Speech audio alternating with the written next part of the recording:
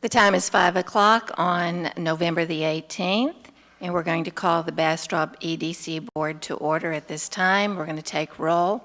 Mayor Schrader, Jeff Halladania, Sam Keir, Kevin Plunkett, Ron Spencer, and Pat Crawford.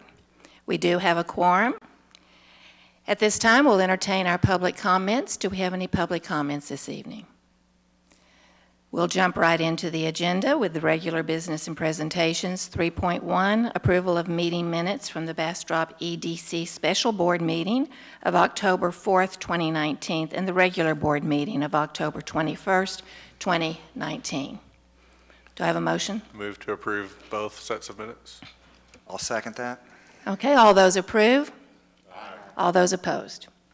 It passes unanimously. 3.2, update on 921 Main Street building from project manager Jimmy Crouch. Here he comes.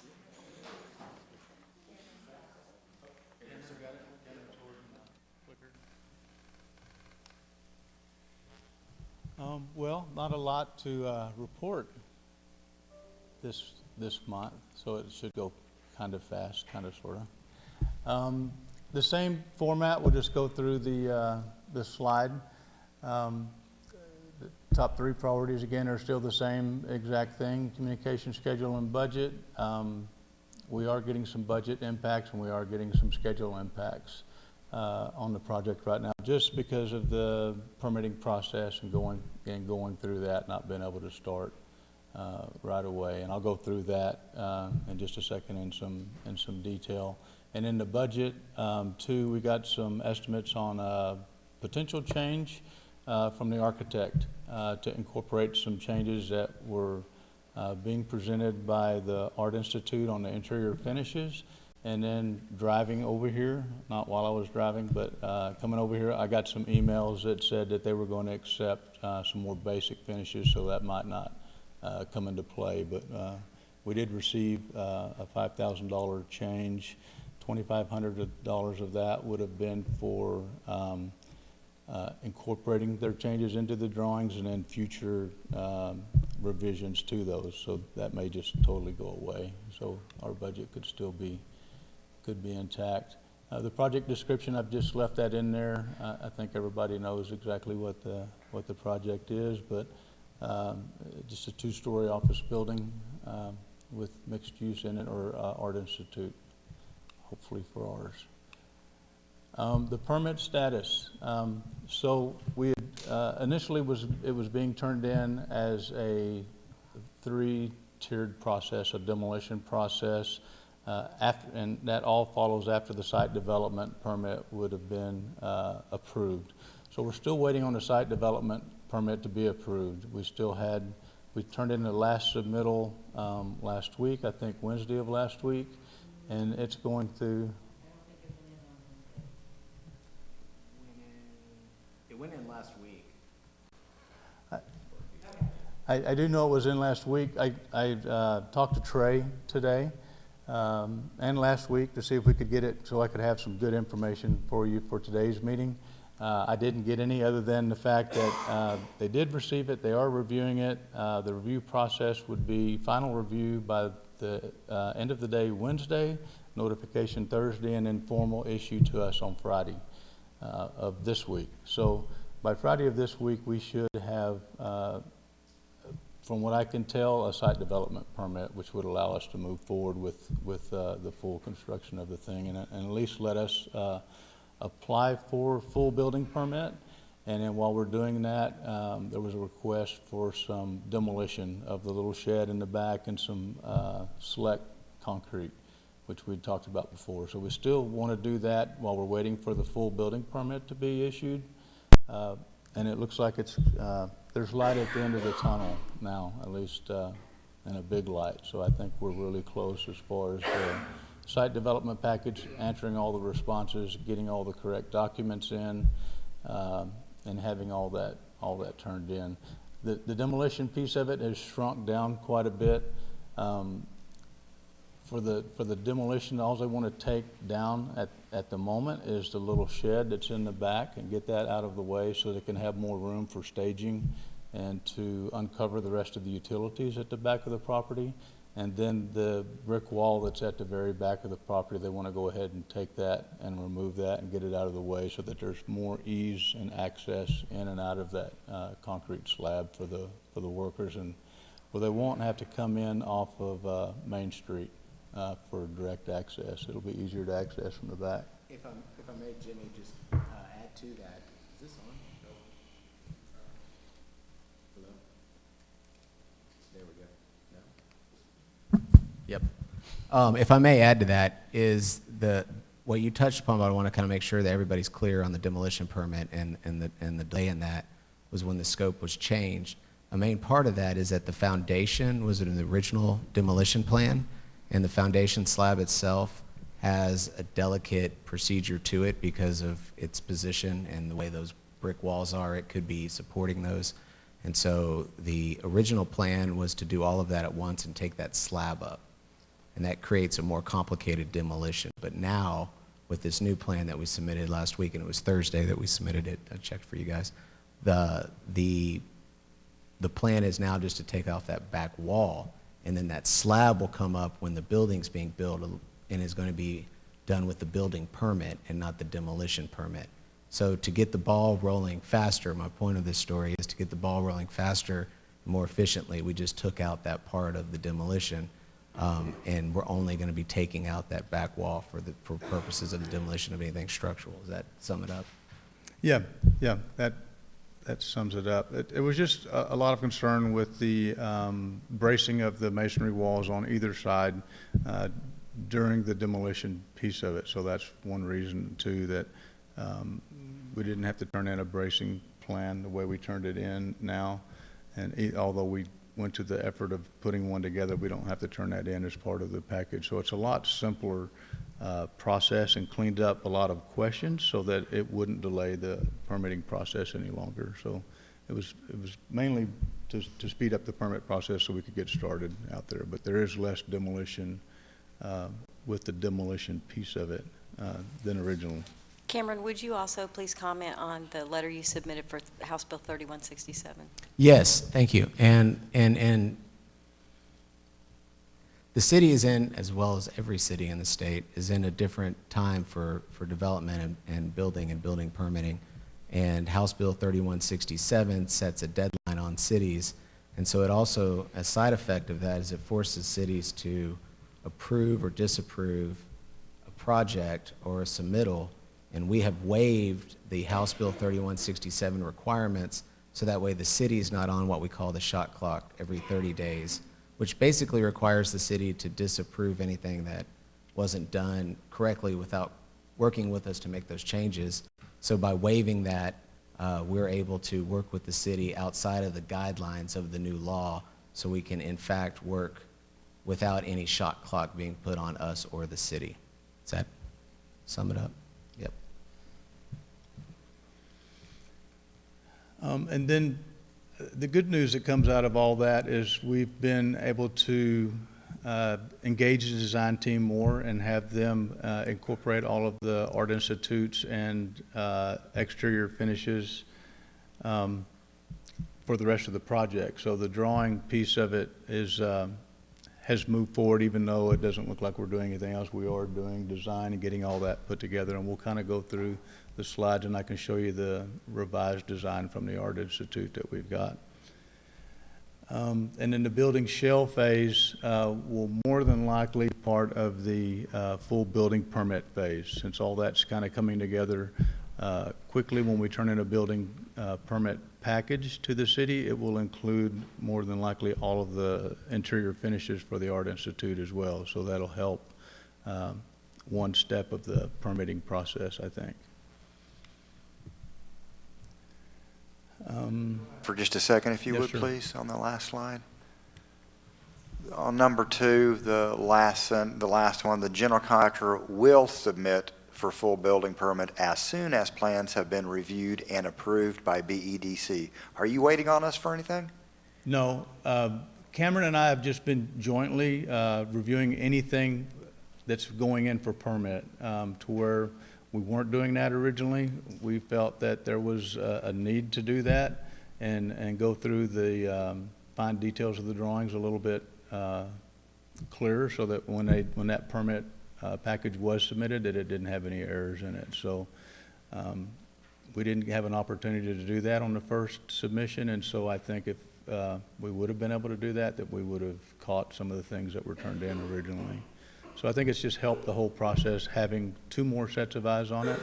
And when I say BEDC, it was just Cameron and I have an agreement to review anything that's going in before it goes in, and before it was just being submitted by the contractor to the city without us putting our eyes on it. So I think that'll help. I think that'll help out, or it has helped out. And in the building interior finishes phase, that piece of it will be done separately, or can be done with the building permit package. So I don't think we have to go through that piece of it. We thought that the building permit may have been issued a long time ago and without the interior finishes being completed, but I think now that with this lag, that the interior piece of it's going to be completed when we get the building permit finally applied for. It'll all be incorporated in that.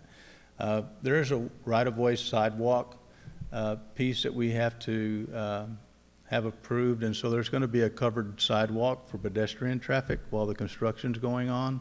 It will come out into the parking areas at those couple of spots in front of the project, so that pedestrians can go around and have a protected cover while they're going around the site. That was turned in with the site development permit, and the rest of those other 2 things, the building permit application and the structural, mechanical, electrical, plumbing drawings will be all turned in with this next package.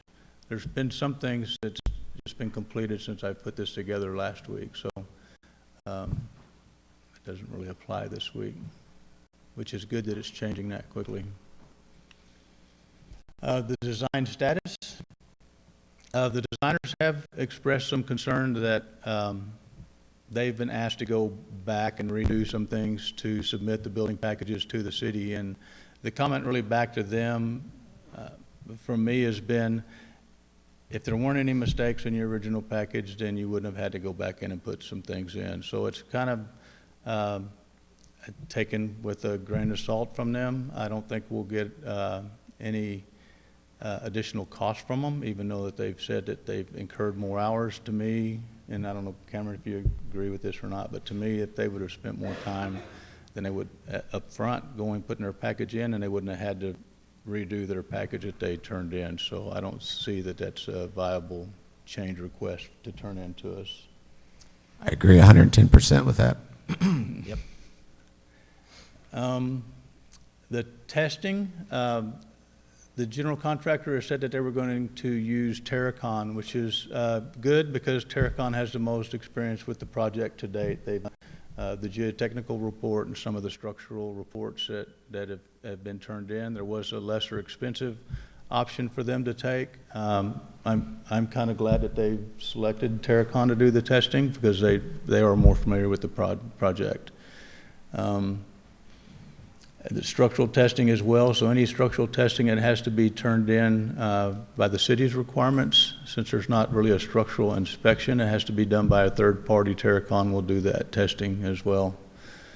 There will be a structural deviation from the original drawings for the first floor. They're going to redesign the first floor structural columns and change them to concrete instead of steel. It should speed up the process somewhat. There's no additional cost to do that. We won't have to wait on steel to be fabricated and built and be in line behind the steel plant with all the other construction that's going on. So I think that'll help, and that design's already been put together as a supplemental design for the project.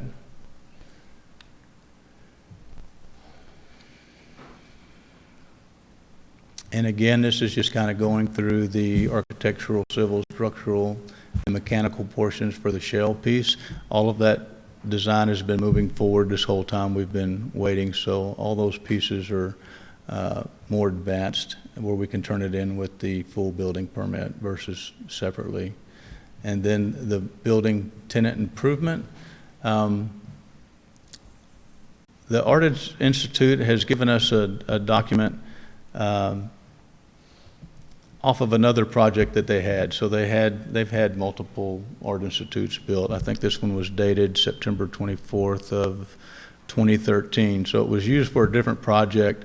It had a more developed interior finishes package, which would be a lot more than their $35 a square foot cost for this job. So we notified them of that and asked them if they wanted us to pursue going down that more expensive path. And one of the emails that I received coming over here said that they didn't really want to do that.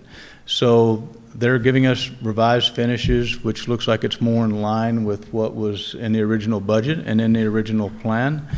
And there may be some changes, but they won't be as impactful as that document that they sent to us last week or week before.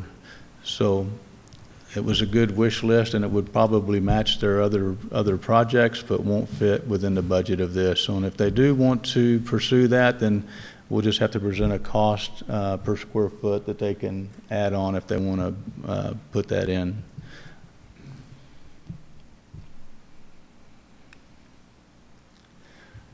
And these are the photos, again, of the front and back. I don't think there's really any changes to any of these things. The signage was not approved by the historical committee, so it had to do with the back lighting of the sign, the 921 sign. So if we can get rid of the backlit portion of it, I think it would get approved. As far as the numbering, the Art Institute would still, we asked them for a sign package so that we can get that approved as part of the resubmittal to the Historical Commission. And the issue with that was it was a backlit sign they submitted. It needs to be not a backlit and a downlit sign. So it was the lighting, which they should have known beforehand. The contractor. Yeah, I agree. These are the new floor plans that's come up. You can see it's the first and second floor. On the left is the first floor, and second is the upper floor. You can't really, this without it blown up, you can't really get a good version of it. But it does have all new framed hard walls on it now, so you can see the division of the rooms, the placement of the furniture and desk that the Art Institute wants to put in, and allows us to design around that. So the mechanical and electrical and plumber can get all their design put together now that this piece is finished up. So that's pretty much the finished project as far as the design on the interior. And it fits in line with their classrooms and the amount of people that can be inside the building. This is just another shot of the same thing, and it just shows the egress out and in into the building. It's a purple.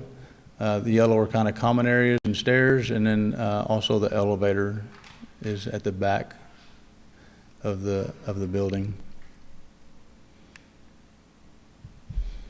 The budget's not really changed. We did have that minor change request, but I don't think it'll get approved. So there's not really anything turned in at the moment for any budget concerns. Also, there was one for potholing existing utilities. So there is, for such a small space, there is a lot of utilities at the back of that property between the back of the building and the parking lot. And it was recommended to the contractor to go in and hand dig around some of those utilities versus trying to just rely on the data that you get from the locate companies, which isn't always very accurate. It can be very accurate, but it can also be a disaster. So you can't really rely on the locate. And with so many utilities back there, we just recommended that they go in and hand dig or hire a firm to vacuum their dirt off the top of those utilities. And again, my opinion is that's part of the process of due diligence of finding those utilities and determining exactly where they are. So as far as change request for that, I wouldn't approve that. I wouldn't recommend approving that. Correct, and that goes with the discussion you and I had with them on Tuesday when we were having a polite professional argument. I asked him if this was a new build, you would have to locate all those lines, and he said, well, yes. And I go, okay, then treat it like a new build. Let's locate all of the lines. Correct? Yeah.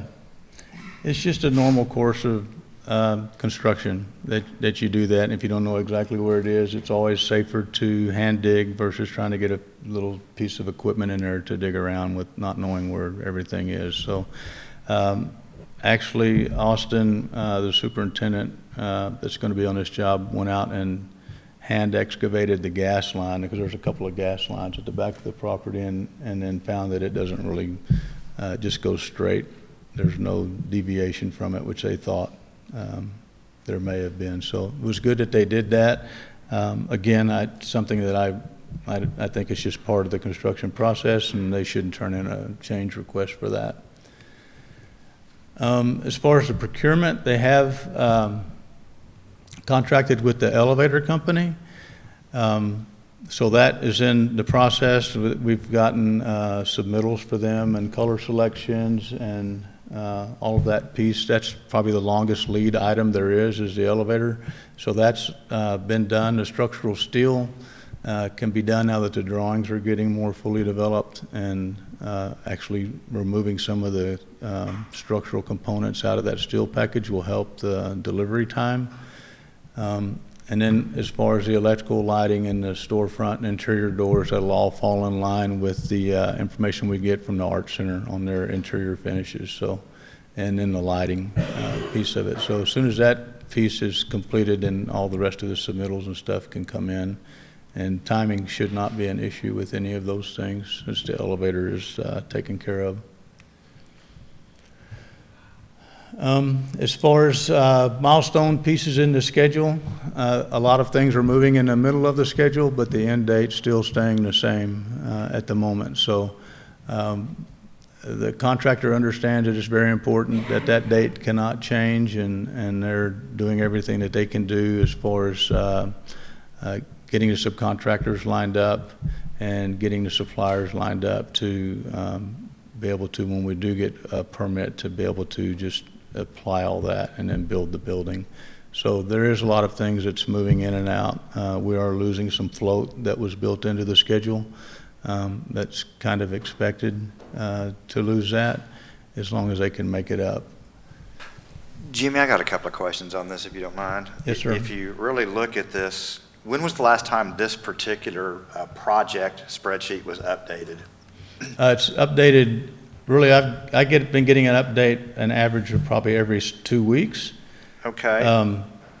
The reason I asked that is because just starting with number 18 and going all the way down to at least number 24, it doesn't seem to match at all, simply because construction, And that's 9/10 or September, right? And then today, at 11/16, we're on number 24 superstructure. We haven't started any of that, so I'm just curious, as perhaps that's just an old slide or something. That's an old slide. Okay, that's why I asked Yeah. about the update. The slides I've been getting are in Microsoft Project, and I had converted those over to PDF to insert that. So it's still the same slide, but the dates on the left, the handwritten piece of it, is what I've been changing on it. I can produce a summary schedule, more of the milestone schedule off of the Microsoft Project schedule that they give me. I'll just have to ask for it in that form. Okay, I guess the reason I'm saying this is because you said we haven't really slipped out all that much. The end date is the same, and it doesn't seem to jive with this. Not that slide, no. Right. Yeah. Okay. It doesn't. It's a requirement of the contract for them to supply a revised schedule every pay application. In addition to that, I've been getting one every 2 weeks. So they've been sharing one with me so that I can see what they're moving in the schedule and see if if it's accurate and they can actually do that or not. And I haven't. The latest one that you have is accurate, is indicative of what's actually taking place, not this one that we're seeing right now. Yes, yes, and it is updated regularly, and it is a full schedule produced every time, every pay application, and then it's also required of them to produce a document that shows if you have a delay, how you're going to recover that delay. So that's all taken care of in the pay application process, and the documents are on there now. I can include those if you like. I didn't because I have a never-ending slideshow here. Yeah, I'm glad you asked. I didn't really know that y'all were looking at that one on the right, so it's really good to know that you're looking at it. It's the only schedule we have. Yeah, and if we could just get this switched out with what's current, that would be fine for me. What I'll do is I'm gonna, on the next slideshow next month, I'll take the milestone piece off on the left, and I'll include 3 shots of pages of the schedule, because I can reduce it down to 3 pages very easily, and then we can walk through each line item of it, and then you can see exactly where they're at with the schedule. And then there's also the way you can highlight the bars on that schedule on the right. You can highlight the bars to where your original schedule never changes, the bar doesn't, but the delay or if you're ahead in areas does, you can show a different highlight on it, and I can have them do that, and that way it'd make it real easy for you to see what things that they're picking up on and things that they're lagging behind on based on the original schedule. And there's also more line items. The original schedule was pretty condensed, and now it's getting more detailed, and so it has a lot more line items included with it now. Just the construction activities, the general requirement piece of it, nothing really much has changed. The historic appropriateness presentation materials were submitted, but that signage wasn't approved, I guess, was the main thing for that. We can resubmit without the signage, I guess, and just turn in the signage separately, but if we can just get the information from the Art Institute, we can turn in a full package and then just turn it all in at one time, so that stuff on the front can be approved. As far as the Division 2, select demolition of the existing slab is still the plan for that. Most of that existing slab is going to stay, and they're just going to pour the concrete over the top of it, like we talked about last month, so that we don't have to undermine any of that masonry on the adjacent walls. And then the utility locate and removal of new connections of water, sanitary, gas, and fire, and then potholing of the existing utilities. And that potholing just includes either hand digging, or they have a big vacuum truck that just comes and vacuums the earth off the top of the lines. And then there will be stormwater prevention. It's not required, so the black silt fence that you see around all these construction sites will be at the back of this site. It's not required if it's under an acre of land, so it's in our plans. We're going to put that up anyway, just to capture any dirt runoff or soil runoff the property at the back. Nothing really in Division 3 is concrete, nothing really for that, and then the only thing for Division 4 would be the demolition of the existing brick wall that's at the back of the property now. And structural steel, the shop drawings are in progress, but they're changing because of the concrete change on the structural components on it. And then, like I was mentioning before, on the elevator, the submittals we do have, the finishes have been selected. And as far as the mechanical, plumbing and electrical, all those submittals have been requested, so as soon as they can get the drawings approved, then they can ask their subcontractors for submittals for all of those items. Usually you don't get that from the subcontractor until you actually have a contract with them, and I think they've just been waiting on a permit set of drawings to contract with their subcontractors. No requests for information have come in. These are the critical submittals, which we've kind of talked about. And then as far as project photos, it's the same photos because we haven't really done anything out there. So I hate to keep putting these same ones up. I did take off several slides of them, so we don't have that many of them. But the brick wall that they want to take down, and that's the little storage shed that they want to demo in that upper right-hand corner where the van, in front of the van.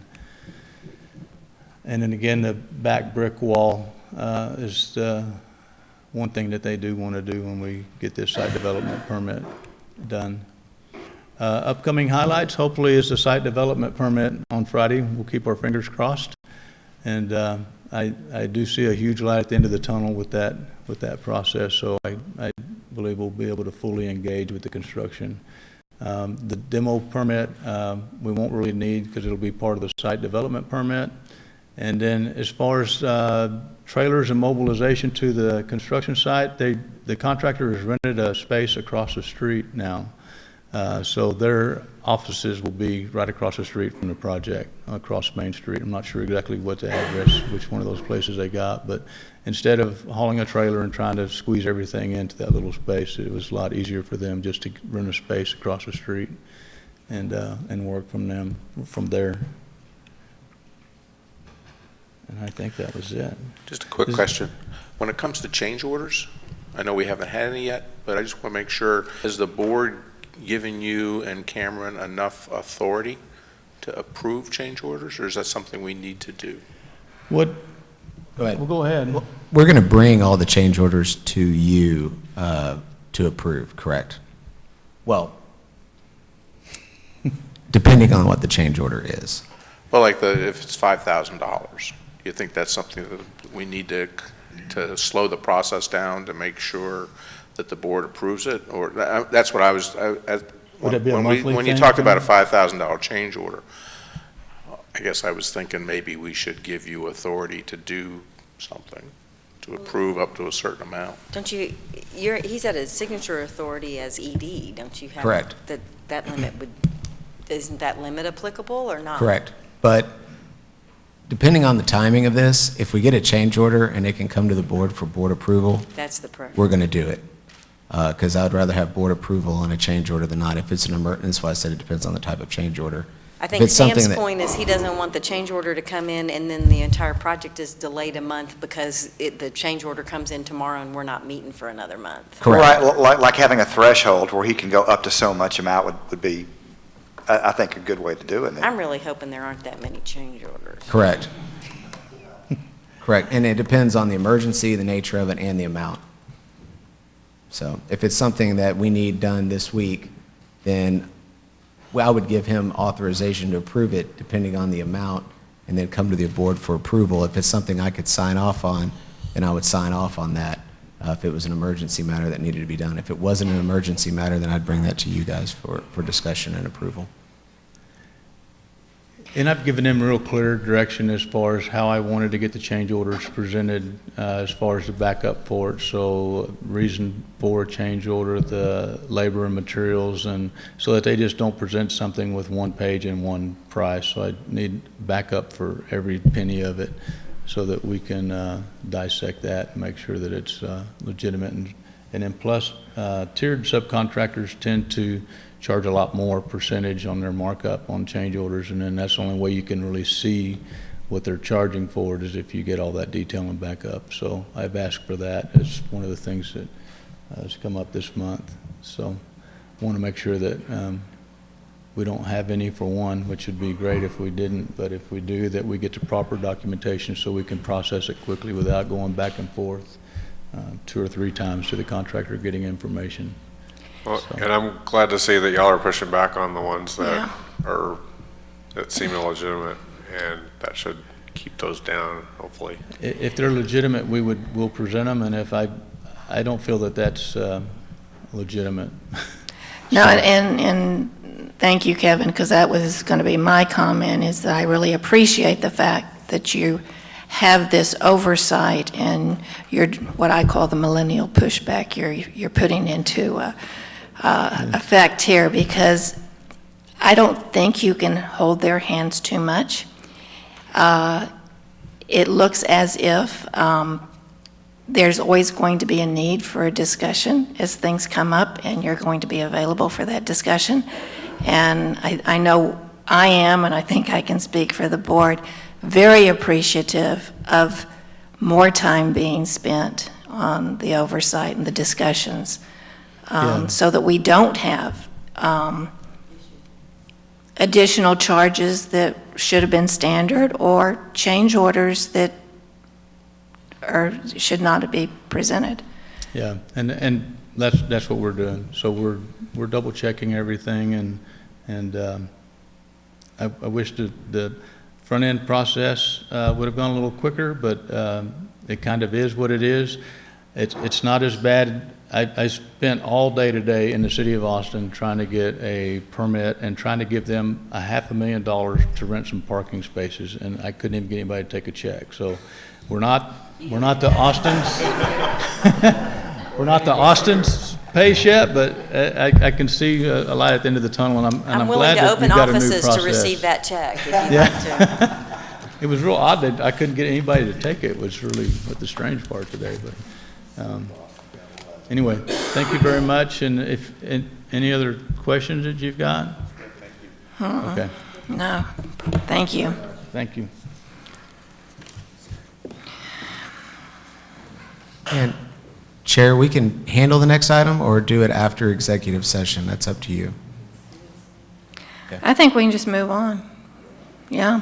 3.3, consideration, discussion, and possible action to approve Resolution R 2019-0024 of the Bastrop Economic Development Corporation authorizing the payment of $46,191 previously requested by the City of Bastrop in 2019-2020 to assist in funding city parks under Texas Local Government Code Section 505.152.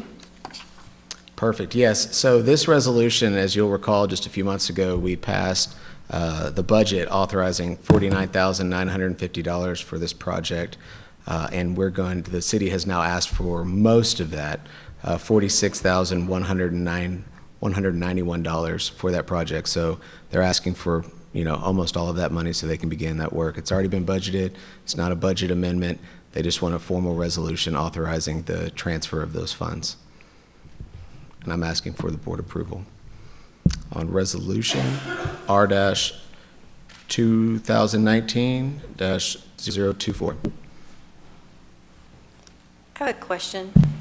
So, and I'm all about paying in advance, that's fine, but what's the checkpoint for BEDC to know that their money got spent the way it was supposed to be? So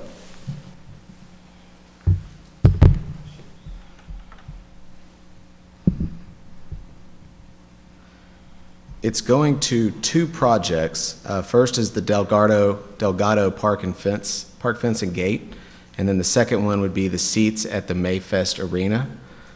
So for purposes of answering your question, I don't have any documentation that they're going to spend that money where it is, but I guess for visual purposes, we could see the construction going in. I guess moving forward in our agreement with the city, it would probably be beneficial to have something like that in there, stating that when we give that money for them to provide us with an accounting of that, if that's something you would like. I didn't know exactly how the resolution worked. I fully expect them to spend it exactly on what they say they're going to spend it. I just didn't know legally if there was should we not do it till we see an invoice for you know what I mean? And it's just different buckets, but I just, is there a checkpoint follow through to clean things on our side? I just didn't know exactly how that works. That's actually a point we've been bringing up this last year on things like this, and that's probably a really good idea to quantify, if you will, what they are spending on, because we've talked in the past about just saying yes, it's in the budget, we go ahead and give it, but we don't really have the documentation, or we don't really have the invoice, if you want to call it that. So I mean, I would not be opposed to asking for that or getting something in return to verify what the funds went to, and I think that's, again, what we've talked about in the past. Is that the intent of the October 23rd letter? So that's the Correct. documentation? Okay. That's So that's maybe why the city exactly- manager sent that letter, so that Yeah. way it's in writing what that's going to be going for. So that is our documentation? So that is our document, correct. And that is our agreement with the city. Now, moving forward, staff and I have discussed this. We're going to start the budget process earlier, and I know the last 2 years has been a little more difficult with the budget process without the director in place, especially this past year, the timing of it. So we're going to start the budget process in April, May, and have our budget meetings with the city May and June, so that way we can get ahead of this and we can have better agreements in place for money going to the city to include issues that you raised on documenting where that's going to be provided, and for them just to provide us with maybe an invoice of the work provided as it's provided. So I do think that there are two things this time that have been done. So first of all, the timing of it is different. We appreciate the fact that the timing is done. We're not hearing about it after the fact. And second of all, the specification of the projects that they're going to do. So two things that never existed before are very important, and these are two boxes that have been checked off. I think it would be great to have an accounting. No project ever comes in for the amount that you budget it for, so it'd be interesting to see where, was it more, was it less? Because there are going to be times when they're going to want these sorts of things done in the future, and if there's a big variation in the price, it'd be nice to know that these things are going to cost more, are going to cost less. So I would think maybe the third thing, they've already checked off the two boxes of things they didn't do before, but the third box would be to account for how the money was spent and just see at the end how it all came out. I agree. On the October 23rd letter that the city manager sent, she wrote in her letter, if backup documentation is required for these projects, we'll be glad to provide it. I think we'd like to know, it'd be great if they'd come back and say, we're done. And then BDC can be like, we put the seats in at the arena, and not wait till the next, but just know when, we'd like to know when you're done. Perfect. Okay. I'll send a response letter to Linda informing her of your decision tonight and ask her if she could follow up with that. You bet. Pictures. We'd love the pictures. Yes. Picture presentation. We'll put them on our new website. All right, so any other discussion? I think we're probably ready for a motion. I'll make a motion to approve Resolution R 2019-0024 for $46,191 to the city of Bastrop for the parks. And do we have a second? I'll second that. All those approve? Any opposed? And it passes unanimously. Thank you. Okay, so let's go ahead. 3.4, update on the Bastrop EDC strategic plan, website, branding, and logo. So And Cameron? I'm going to start with the logo. The logo, where we're at on this is it's already been approved and signed off on, and it's going to cost a lot to go back and undo the logo. And the logo has grown on me personally. Just like the beard, that's right, Ron. So like a seed, when you plant it and you nurture it, and you put soil and water and sun and the right temperature, it'll grow into a beautiful pine tree, which is what we're doing with businesses here in Bastrop. So as you'll notice, part of our new logo is a pine tree seed. Because that's right, and I already have some fun ideas I want to spin off that, which ties into this, and one of those which we're going to talk about in the future, but like Seeds of Success or a Silver Seed program, which we can play off the logo on. And what I would like to do is, because we have so many, our main purpose is to bring businesses here from outside of Bastrop, but we have another purpose too, to work on the infrastructure of businesses that are here, help them grow and improve. And part of that is having a equal way of distributing that money to some local businesses each year. And what I would like to do is do a grant program for up to, it doesn't have to be, for up to 3 businesses each year, for up to $50,000 each. And the reason for that, that's not an arbitrary number. That's a number I chose because most of your renovations for a business is going to be around $40,000 to $60,000. And so this gives them the seed money to do that, either all of it, or do a big portion of it and finance then the smaller portion of that if they can't fund it themselves. And it gives us the opportunity to give money to local businesses to expand, to renovate, to do something. You know, if they have a wall downtown that they need to repair that's going to cost them $17,000, well, that falls within our purview of how we can spend that money. But I don't want to do it in a way that's like every year a business applies for it and we give it to them. So it's like we're not going to be a cash machine for businesses. We want to make sure the local businesses that apply for it are going to be doing it, A, legally, which is part of the application, where our money can go, and B, somewhere we want it to go. And the two main areas of priority, which I want to make sure at least one business gets part of that every year, would be a historic downtown business and a business on our Highway 71 corridor, because those are the two most important local business image areas that we need to try and maintain, in my opinion. And that's why I want to make one of those, at least one of those, a priority in that. And then we also get a chance every year. Applications would come in foreseeably February and March. We have a decision. The staff would make a recommendations to the board which ones we would like. You guys can make a decision. We can vote on those, and we can put those in our budget May and June for the following fiscal year, and then we can do our awards this time next year. And we can award those every year. We can use our logo, our silver seed, as a trophy. See what I'm doing here? It's a small cost, but it's one that would be neat. Or whichever business did the best job that year, they get the silver seed trophy for that year. Something along those lines. I have a lot of different ideas with that, but it goes with with our current logo.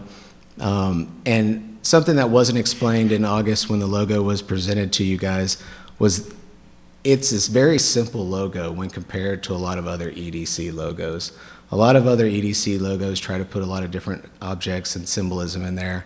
And this one, when you see it on a screen with a bunch of others, it does stick out. And when Frank and Victor explained to me their thought process behind this logo versus the other half dozen logos they provided, this one stuck out to me. This one really does say business to me. And with the seed, the pine seed next to it, adds a different symbolism and element to it, as opposed to some of the others.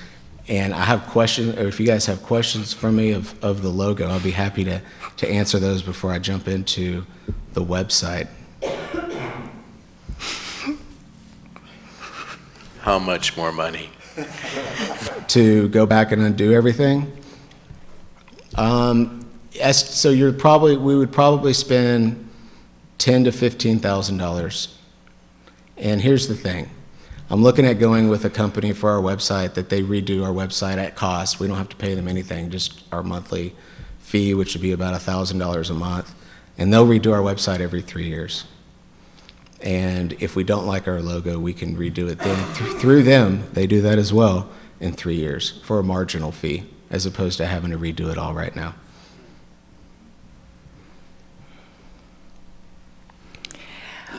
Maybe you just gave us some lemonade.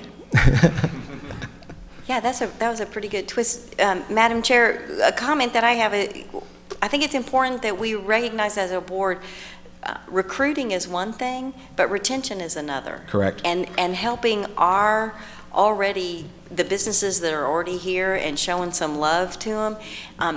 You don't have me completely convinced on the silver pine seed trophy, but I think if they have a project that's under construction, and I'm thinking of how people have signs on their business that say they're a member of the chamber, it could be your BEDC money at work, something that recognizes to all of the citizens that we're putting money back into the community, because there's workforce commission, workforce building within the community, there's recruiting businesses, but we don't ever want to take for granted the businesses that are here and the troubles, just like the legislation that the cities had to deal with. Some of that legislation reflects back on small businesses as well, and they have their own trials and tribulations, and I think it's important that we show that we're there for them and that we don't undersell or miss the opportunity for the whole community to know that that's another way that we're investing into the business. Because I think too often we get wrapped up in, oh, you're giving incentives to companies that don't deserve them, you know, and so a tangible showing of reinvesting into the community to make sure that we take care of our existing businesses. I feel like that's a win, just from my perspective. Well, it is a primary function of the BEDC for expansion and retention. I mean, we talk about it all the time, so there certainly would not be a reason not to support financially. Yeah, no, I totally agree. One thought also might be that as we learn from Building 921, as we try to figure out how to deal with the city, how to deal with all the plans and things like that, we might learn some things that we can help our existing businesses with, and they could get some support instead of just grant money. Maybe we could hire a project manager to help these people actually get these projects done. That's another good idea. As a thought. One suggestion would be to hold workshops of actually how to do what the process entails, and a guideline that says this are the steps that you need in order to get your permits passed through the city. Well, there is going to be workshops because not everyone understands when they need a permit, what you need a permit for, how the permit process works. It's not a surprise that not every building has a certificate of occupancy, so we've got some things that we're trying to clean up with that. So it would be, to your point, it would be awesome if we were telling someone, look, you need to make these improvements to come in compliance with building codes, and oh, by the way, here's a funding opportunity for you if you are following the permits. Of course, public safety is the thing that comes to mind right away. So if somebody's needing to update fire extinguishers or add another door, whatever the situation is, if we can help our businesses come into compliance, that seems like, I would think that's a legal thing for EDC to spend monies on. That is correct. And Jimmy and I should be experts in that. Oh, he already left. Oh. By May, June anyway. Left me by myself.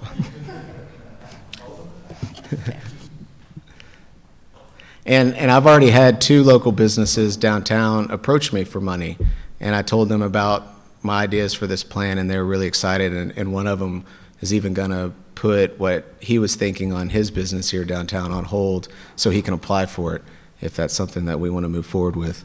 So. And then that brings me to our website. So we're going to take a different path on our website.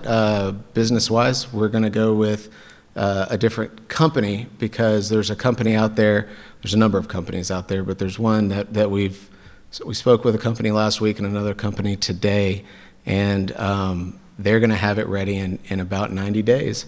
So we're going to have our entire website up and running and operational in theory in 90 days. So I'll keep you guys updated on that moving forward as it gets closer to that.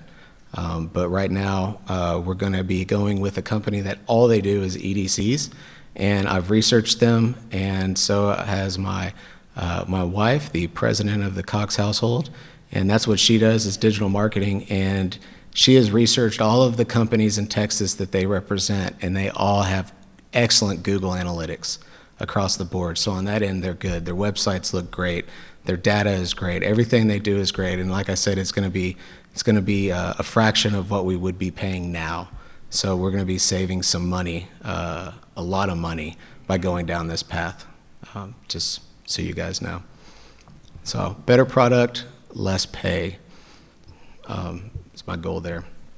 And then lastly, the strategic plan. So we'll get to this on the next slide, but we had a really good talk with Jay Garner with Garner Analytics this week, and he's very busy, especially with holidays, and we're going to, on the next agenda item, schedule a day in January, either the 15th or the 16th, for a special meeting for him to come in. It's going to be about an hour-and-a-half presentation for him to come in and present to us, and given the nature of it, the timeline of it, we're probably, I know the mayor had mentioned maybe a joint meeting with city council on that, but what I would what I'd like to do is for us to schedule our meeting, invite city council to come and listen to it if that would work for the mayor, due to just trying to do it in those 2 days.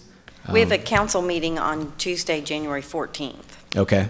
So we could do a joint meeting and start early is one possible solution, or my council generally prefers to meet in the week that we already have a meeting. So if somebody's trying to go somewhere, they have, instead of having a meeting every Tuesday the rest of our lives.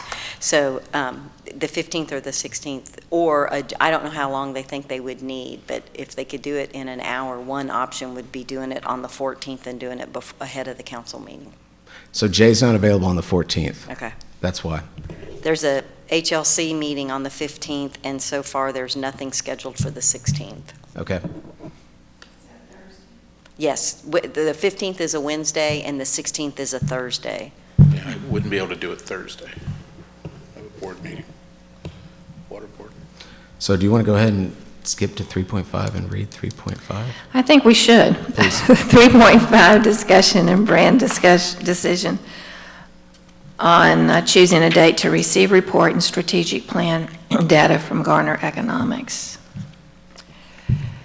So we have 14, 15, 16, 14's out for one, 15's out for the other, and 16th's out for the third. Well, the 15th, with an HLC meeting, that's not a huge conflict. I mean, we have a council liaison. That meeting starts at 6, and they've had to miss stuff like that. And sometimes, if they don't have a lot of things on their agenda, they may not be meeting. So on the 14th, council's going to be meeting anyway. So y'all should just decide between the 15th and the 16th. I think I heard Sam say he can't do the 16th. Unless we're done before 6:30. We would be done, we could do 4:30 to 6. Okay. And if you did that, then you wouldn't be conflicting with the HLC either. Correct. Okay, so it's really a matter of 4:30 to 6 on either the 15th or the 16th. Correct. I'd also suggest maybe inviting the school board president to that meeting as Good well, because thinking. there were some comments about the schools in the report as well, the draft report. Correct, yes, sir. Okay, I don't know, do we have a preference between the 15th and 16th? Sounds, 15th is a Wednesday. Wednesday. All right, 4:30 start is sometimes difficult for Councilmember Rogers, but I think if she has advance notice, she may be able to make arrangements. But generally, we try not to start meetings before 5:30 for her. But we can still have a quorum, and she can come in when she can. But she never has this much advance notice, so she may be able to take care of it. okay, so I say the 15th. If everybody agrees on that, we'll just go ahead and put it on the calendar. Okay. 4:30 to 6 on the 15th. Yep. Good. Yeah, Thanks, and make Kathy. sure you work with Ms. Franklin for council, so that they all get invited as well. Okay. Okay, well, that wasn't too difficult. 3.5, discussion and board decision on choosing a date to receive, I just did that, I'm so sorry. 3.6, update EDC staff activity. All right, so we have had a busy 2 weeks. Today's my 10th business day on the job, and it's been fun. Jean, I haven't seen Jean at all yet. Where is she? Is she even here? Oh, there she is. She was at a conference when I first started, and then she went on vacation, so we got high five in the hall one day. She is now graduated from the Certified Economic Development Training course in Denver, so let's all give her.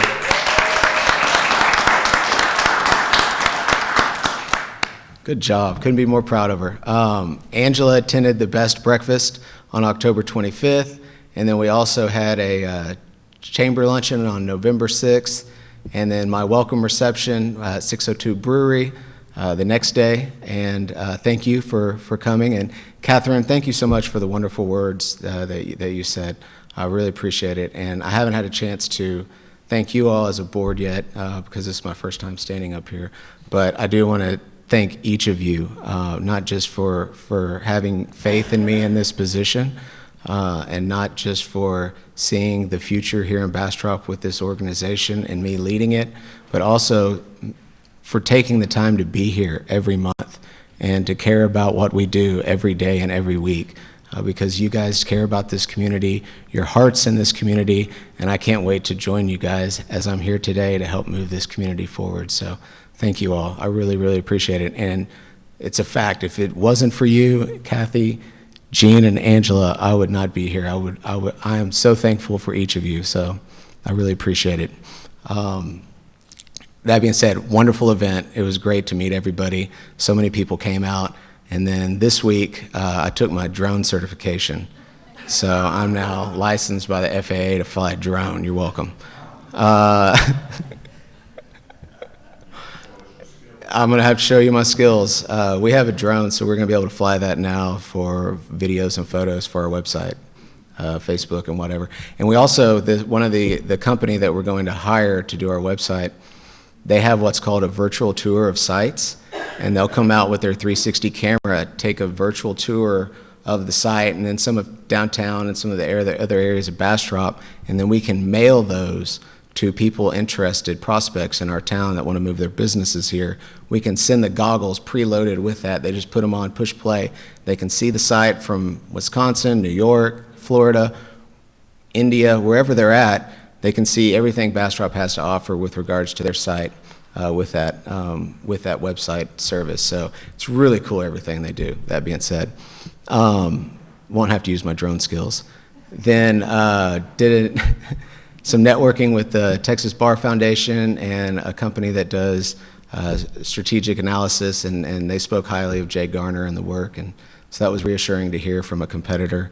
And then we attended the East Austin, or what the mayor thankfully opined, the West Bastrop Growth Summit on Thursday in Austin.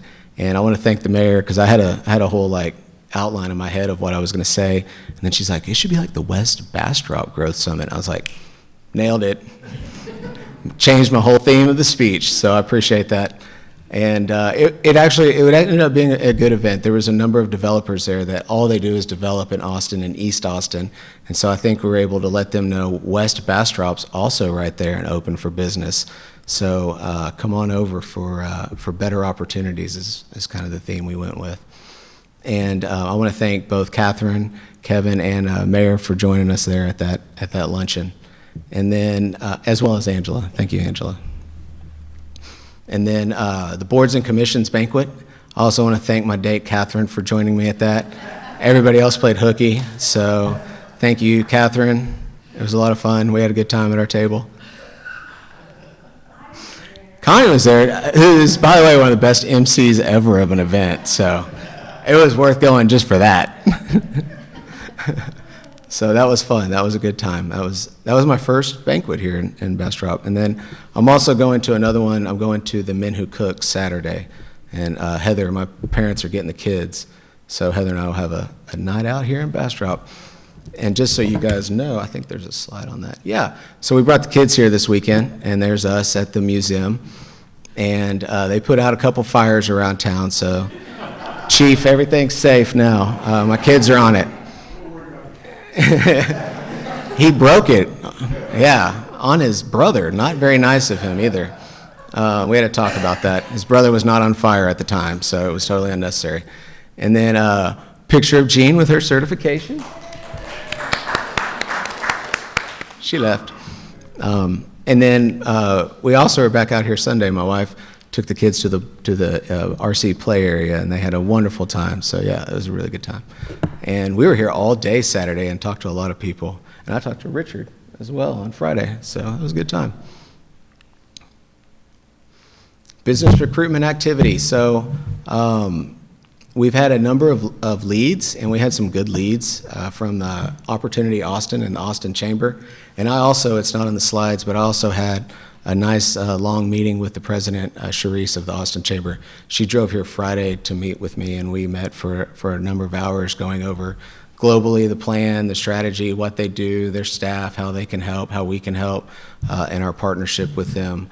And so that was very productive, and I was very thankful for her. And as a thank you to her and Callie for a couple of leads and just kind of letting her know, and it's kind of something I'm going to be doing moving forward with people we have partnerships with, and as thank yous, is give them a little something about Bastrop. And that's why I went to a couple of shops, including Richard's, and got some candles from his shop that said, "Welcome to Bastrop" on them. Was that what the smell was?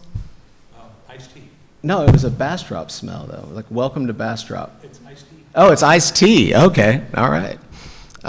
So they'll have some good iced tea, and I got them some photos of the old bridge from the museum that they can put in their office, so that way when they're looking around of where they can bring a business, the Bastrop Bridge is right there forefront in their mind.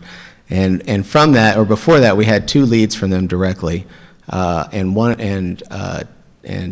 of them has followed up with me multiple times already, so that's been very promising.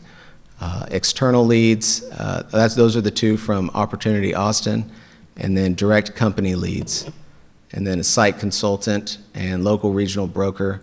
I met with one of our local brokers last week as well. I went to lunch with them as well.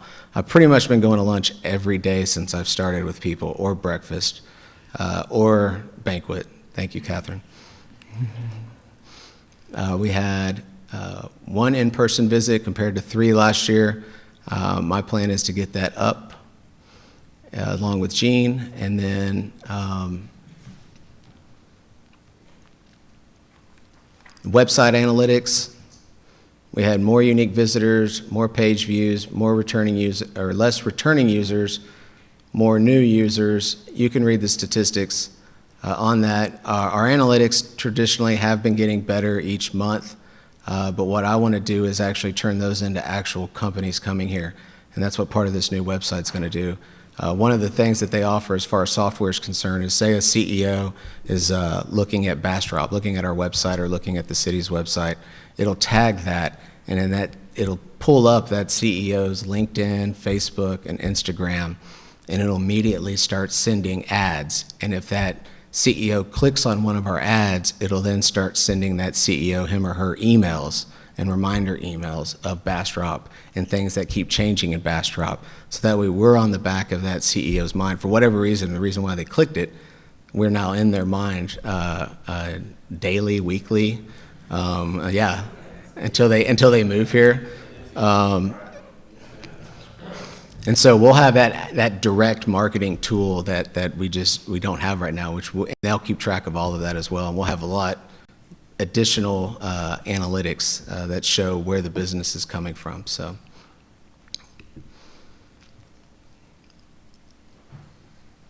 California, Oregon, Illinois, Virginia, New York. It's no wonder. Most of our immigration to Texas has either come from the Midwest or California.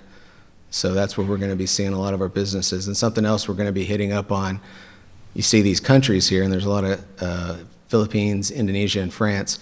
And part of our strategy is going to be also selling in this online digital marketing our free trade zone here, and selling that to other countries and other companies within those countries, and doing direct online marketing to them as well. Did you say free trade zone or opportunity zone? Free trade zone. Here, in Bastrop. Okay. We have more Facebook followers, and the company that we're going to be this to is also going to be doing our Facebook and Twitter and Instagram, and going to be updating it routinely. We're going to be sending them the pictures, and they're going to be doing that and monitoring who clicks through that to our stuff. So that way they can then do the ads and click through ads for them and sell Bastrop to them as they go through our Facebook. Instead of our Facebook being just a storefront, it's going to have goods inside that store now. Got the project report on 921 Main, Downtown Trail. We're waiting the final approval from TxDOT. Technology Drive, we're working on the agreement with Bastrop County and the city. We're going to do, I'm going to be talking to Gene about that today and getting the 381 agreement set up for that. And then the TIP program with New Republic Studios, we applied for a $150,000 grant for some equipment out there at New Republic for the Art Institute, and the New Republic's going to match that with their own $150,000, and that application has been sent off, so fingers crossed for that. Any questions? Would you like to introduce a new person? Oh, yes. I introduced Your replacement? individually, but I have here our new lawyer as well as your new executive director. Robin Katz is here, folks. Hey. Ironically, I was in the hiring process of Robin, and I know we're getting a phenomenal lawyer with her. She has 9 years of experience as being a lawyer. She has prosecution experience as well, being an assistant district attorney, and she brings a wealth of knowledge, but she, like you all, has a heart and desire for what she does, and that makes her exceptional. So she's a rock star. I'm happy to have her on board, and she's going to be a new addition here and a great addition here. So thank you, Robin. Nice meeting you. Welcome. Just one quick one on, was it technology with the Yes, sir. interlocal? What's the issue with the interlocal? That's been the same thing for the last 6 months. Yes, so here's the thing with that. Good question, I'm glad you asked. We did an agreement with them years ago for the detention pond, and none of that was done. Nothing in that agreement was done. None of the plating was done, so we're gonna have to just do a whole new agreement and act like that one didn't happen, but we have to agree to void that one out first. And so, to answer your question, we did have one, but now the scope of that's completely changed. And now the city's involved because we're doing the road for Technology Drive MLK, and the city's going to be involved in that as well. So instead of a two-party agreement with just the county, now it's a three-party agreement with the city. So the scope has changed as well. Okay, any questions? Yeah, just real quick. So did we fail on the original agreement, or did they? Who? So nobody did anything. Nobody failed. Nobody started the race. The gun never went off, so everybody's still at the start line. Yeah, because the last I remember hearing was that the judge had the interlocal. Come on down. I don't have much of a voice, but like Cameron and I were talking about earlier today, so there's the 380, 381 agreement, and then there's the interlocal agreement. Those are they're the same but kind of different. So there's the original agreement that we put together with the county that had the contract to purchase the property, and then there is the interlocal agreement to have access to the property to do the construction.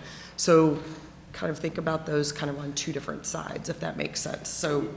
And none of the money was transferred under the purchase contract, and none of the acts were done under the interlocal agreement. That was my next question. Okay. I'm right there with you. Okay, anything else? All right, thank you, Cameron. Let's go ahead and go to the executive session. 4.1, the Bastrop EDC Board of Directors will meet in a closed executive session pursuant to the Texas Government Code, Chapter 551, to discuss the following. Section 551.071, consultation with attorney, and Section 551.087, deliberation regarding the commercial or financial information received on potential projects, project paint by number, and 921 Main Street project. Section 551.072 and Section 551.087, deliberation about commercial and financial information received on, as well as the purchase, exchange, lease, or value of real property. Project Agnes 2, Project Compassionate, Project Green, Project NOAA, Project GNOME, Project MLK, Technology MLK, Project Bronze Star, Project Paint by Number, Project Molly, Project Q-BERT, and Project Independence. Section 551.074, Personnel Matters, to deliberate the appointment, employment, evaluation, reassignment, duties, discipline, or dismissal of an employee. And the time is 6, I always look at this clock, 12, 6:14. Okay.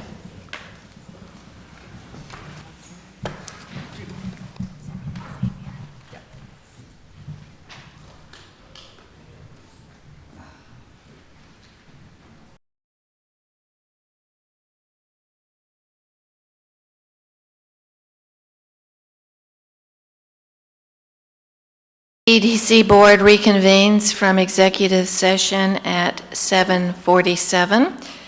No action will be taken from the executive session.